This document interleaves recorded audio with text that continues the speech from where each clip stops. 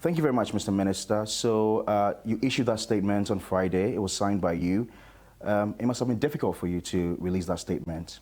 No, it's a normal part of my job to articulate to the Republic the decisions of the government and sometimes the president. And it is in that line that we put that out. Following from that statement, I'm sure you've monitored social media reactions coming in from a section of Ghanaians, including your political opponent. You must be embarrassed by this decision. The reasons that have brought us here are quite clear.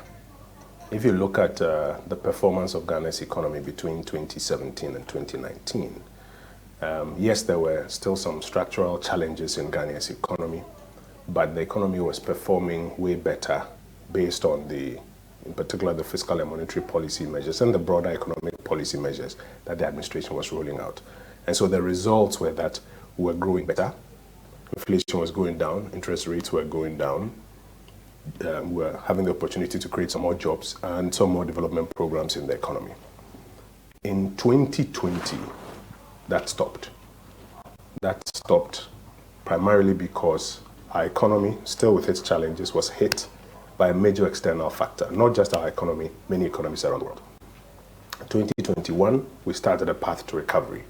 So you notice that in 2021, even though we had depleted a good chunk of our buffers and our reserves, we were still now building back better, trying to rebuild our reserves and trying to get the economy back on track. And then the first part of 2022, I think in February, you had what occurred in the Black Sea area, giving the world another major crisis.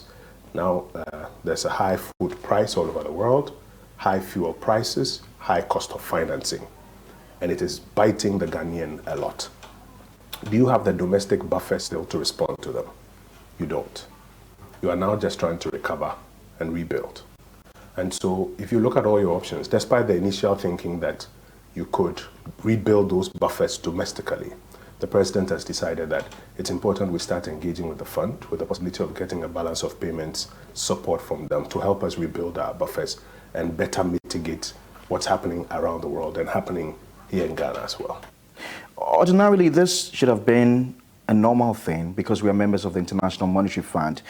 Don't you think that the only reason we've had this sort of reaction is because of what you did, what your party did then in opposition, and how you reacted to John Mahama and his decision to go to the IMF? I believe that that is a good reason for which a lot of people are asking questions. And the answers for that. I think we have been clear that when you self-induce a crisis and then you have to go to the fund for a balance of payment supported program, then it raises questions about the way you are managing fiscal policy, monetary policy, and the broader economy.